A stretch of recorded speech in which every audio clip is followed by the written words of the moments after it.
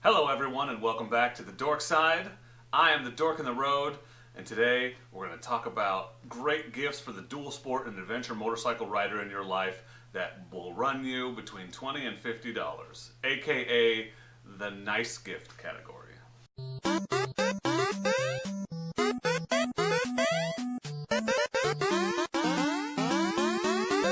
The way I see it, there are probably 4 categories of gifts. So the first, under 20 bucks, that's just a gift category. That's nice, very thoughtful of you to get something. 20 to 50, we're moving into nice gift territory, and that's what we're going to talk about today. And then stay tuned for 2 more future videos. One from the $50 to $100 category, that's what we call the really nice gift category. And then there's going to be $100 plus, which is the oh my god you shouldn't have category.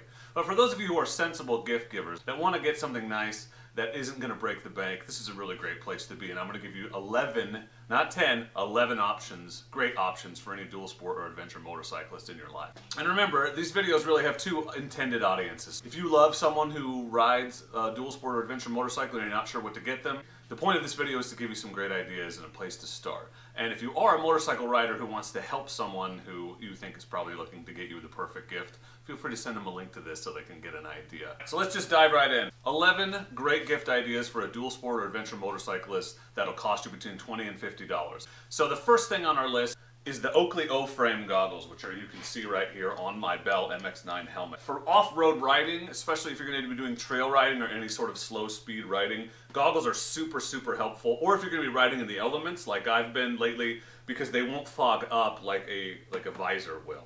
So these are handy and versatile for a lot of different dual sport riding environments. Really nice to have, and the best part is you can just take them right off the helmet if you don't need them for that day. I really love these goggles in particular. I've had them for a year now. They were actually a Christmas present from my wife last year, and one that I really appreciated. So these are the Oakley O-frames. They fit, as you can see, into a dual sport helmet or a dirt bike helmet.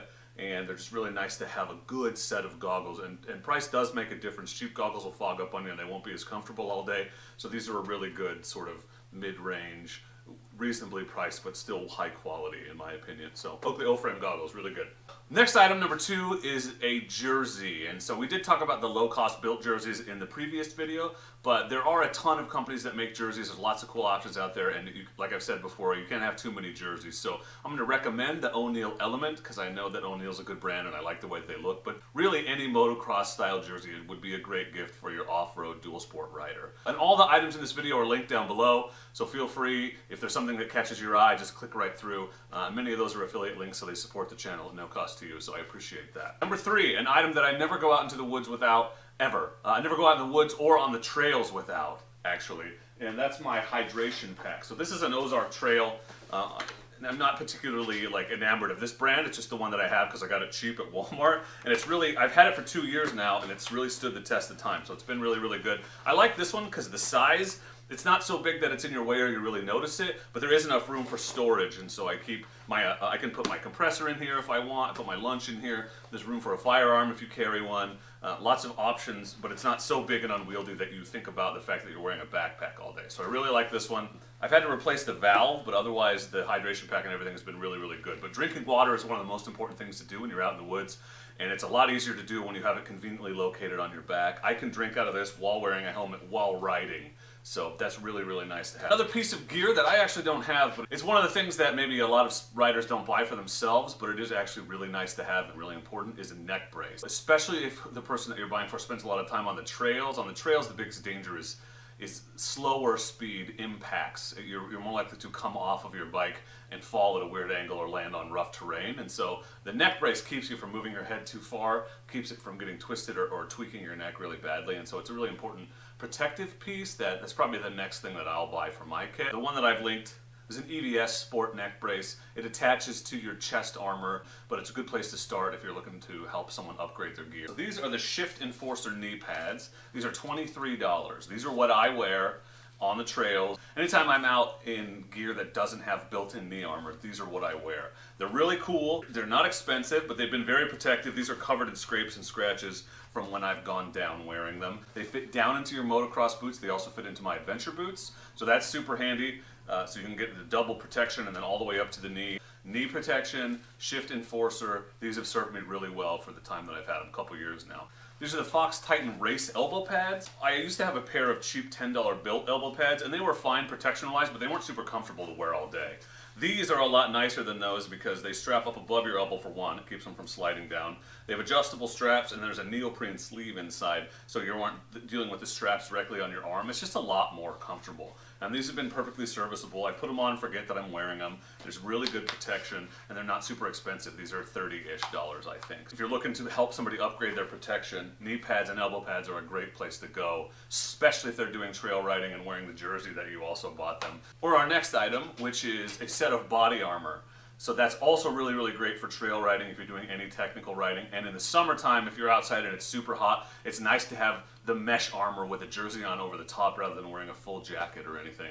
So you still get that impact protection, but it's not as hot and uncomfortable to wear in warm conditions. Another inexpensive upgrade in the $20 to $50 category is a set of bar risers. So bar risers attach right here to the motorcycle, and what they do is they'll lift up the handlebars a couple inches, which does a couple things. It can make your seated position more comfortable, but they're really designed to make it easier when you're standing up and riding and maneuvering on the trails, so you don't have to hunch over as far, so you can keep your weight on your feet. They're an easy upgrade to install. They're inexpensive. The ones that I'll link are from a company called Kenimoto. They actually made the mirrors that I installed on the Grom, and the mirrors were good quality. It's basically a block of aluminum that raises your handlebars up, right? But there are fancier versions. There's the Rocks risers, but they're over the $50 range. So if you're looking for an inexpensive option for helping someone upgrade their motorcycle in a significant way, those bar risers are a good place to start, and I would recommend them. Number 8 gift is right here on my motorcycle. Let me grab it. It attaches very securely. You can tell because I can't get it off. This is the Tusk Fender Bag. And as the name suggests, it's a bag that you put on your fender. This thing is less than $30. It's pretty solid quality, and the best part about this bag, in my opinion, is that it actually comes with 2 tire irons. These are primarily used to store an extra tube and wrenches for tire changing, maybe even a pump if you have a small one that would fit in there, and then getting it up on your fender and out of the way. These tire irons give the bag some rigidity, and they would cost you 20 bucks on their own, so it's a super nice bonus that comes with this. I've had this thing on the front of my bike on super rough terrain, on long rides. It's never budged once. It's really good quality. It comes on and off super easy, and there's a surprising amount of room in here. So I usually, when I use it, I have all my wrenches and the tube, like I said, inside this bag. And that stuff is not light, so it's nice to not have it on your back in your backpack. It's nice to be able to put it on your bike in a sort of out-of-the-way place, and on the fender is a really great spot for it. So if the person that you're buying for spends any time in the backcountry, anytime off the highway, it's really, really nice to know that if you were to get a flat, which is more common than you'd think, you have everything you need to change it. To be able to carry peace of mind in a small, easily attached and detached package is a super huge thing. So this is a really great gift for anyone that rides in the backcountry on their own. The one drawback is this one's not waterproof, but it's super sturdy from what I can tell. There are nicer, more expensive, more waterproof ones, and we'll look at one of those in a later video, but for the $20 to $50 range, can't go wrong with this Tusk bag.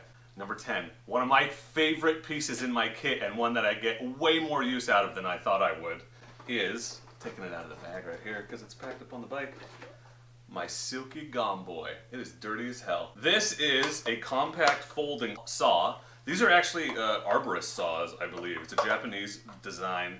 And these are huge in the bushcrafting community because they'll take like up to wrist thick branches or bigger down really, really quickly. They just cut very smoothly and very quickly, which is handy when you're in the backcountry for a couple of reasons. One, if you've seen, I have a couple videos where I come around a corner and there's a tree across the road and I have to clear a path. And this thing makes short work of those branches on the overhanging tree. So that's good for clearing trail in case you unexpectedly come across an obstacle on the trail. And it's also good as a piece of your survival kit because if you were to get stuck in the woods overnight and need to harvest some firewood, this is a great tool for it. So it does double duty, and I have used this thing numerous times. In videos, I've used it a couple times to clear trail and be able to keep going down the road that I started on. So you just never know with weather conditions if a road is going to get blocked, and it's nice to have an option for clearing it if the need be. All right, that's 10 things, and the 11th is the best one so far. Take it with a grain of salt because it's this self-serving. You've been looking at it the whole time. A Dork in the Road sweatshirt. So there are multiple designs. There are 5 designs, I think, at this point. There's the Dork in the Road design. There's this one, dual sport hiking but faster design. There is the Fat Guy in a Little Grom design, and there's the 2 cheaper than therapy, one dirt and 1 street bike. So the person that sent you this video is a fan of my channel. That might be something that they'd appreciate. Just a suggestion, I'm just throwing it out there, no pressure at all. So that is 11 great gift ideas for the dual sport or adventure motorcyclist in your life. If you have questions, thoughts, concerns, suggestions for other gifts in this same range, please leave them in the comments below so that the people who come here for this information can find it. I just want to say thank you for watching, and as always, please do not forget to check out the other videos in this series and to be excellent to each other. Thank you. Excellent!